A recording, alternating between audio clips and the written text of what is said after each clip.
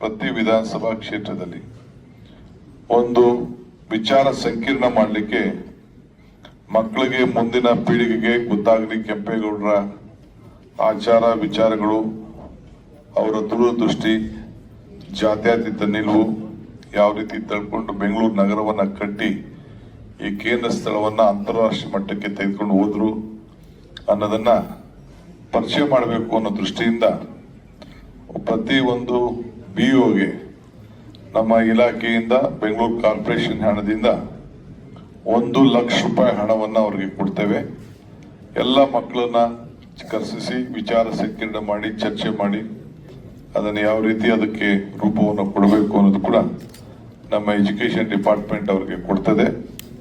ಆ ಪ್ರಕಾರ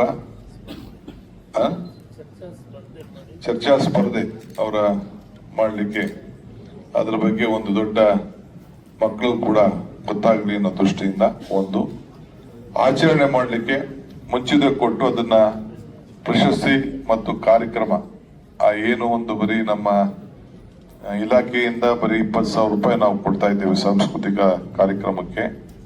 ಜಿಲ್ಲಾ ಕೇಂದ್ರಕ್ಕೆ 50,000 ರೂಪಾಯಿ ಕೊಡ್ತಾ ಇದ್ದೀವಿ. ಅದಲ್ಲದೆ ಜಿಲ್ಲಾ ಕೇಂದ್ರಕ್ಕೆ ನಾನು ಪ್ರತ್ಯೇಕವಾಗಿ ನಾನು ಮಾತಾಡ್ತೇನೆ. ತಾಲೂಕು ಮಟ್ಟಕ್ಕೆ ಪ್ರತಿ ಒಂದು 20,000 ಜೊತೆಗೆ ಇನ್ನ ಹೊಸದಾಗಿ ಇನ್ನೊಂದು 1 ಲಕ್ಷ ರೂಪಾಯಿ ಕೊಡ್ತೇವೆ.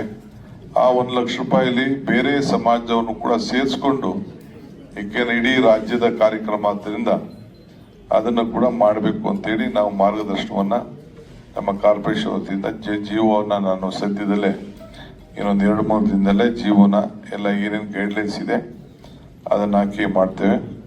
ಈಗ 50,000 ರೂಪಾಯಿ ಇದೆ. 50,000 ರೂಪಾಯಿ ಹೆಡ್ ಕ್ವಾರ್ಟರ್ಸ್ ಅಲ್ಲಿ ಇದೆ, ನಮ್ಮ ತಾಲೂಕು ಹೆಡ್ ಕ್ವಾರ್ಟರ್ಸ್ ಅಲ್ಲಿ.